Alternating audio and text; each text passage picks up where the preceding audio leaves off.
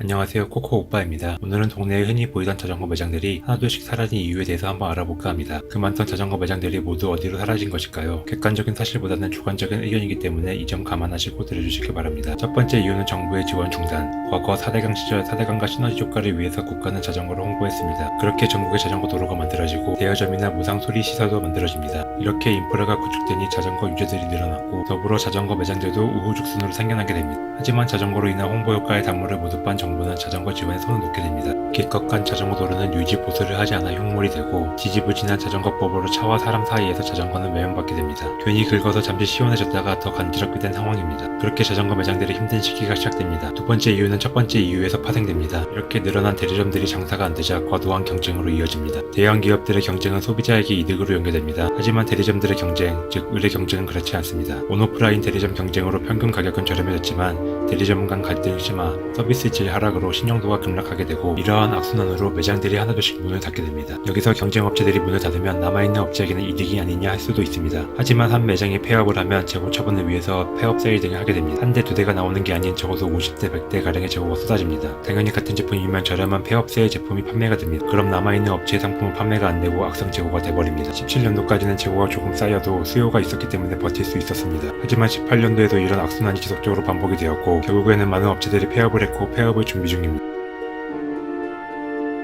물론 규모가 큰 매장은 버틸 가능성이 크긴 합니다. 하지만 그만큼 큰 리스크를 가지고 있습니다. 자전거 매장은 보통 제조사에서 자전거를 사옵니다. 그리고 사둔 자전거를 소비자에게 판매합니다. 자전거가 안 팔렸다고 제조사의 제품을 환불시킬 수 없습니다. 대형 매장들은 수입 제품을 많이 취급하게 됩니다. 비쌉니다. 이 비싼 수입 자전거를 받아놨는데 제품이 안 팔립니다. 한 대만 안 팔려도 일반 자전거 10대 20대 가격만큼 손해를 봅니다. 그래서 작은 매장들은 서서히 폐업을 하게 되지만 대형 매장들은 갑자기 어느 날 문을 닫게 됩니다. 거주 지역이 유명했던 큰 매장이 갑자기 문을 닫는 걸 보셨을 겁니다.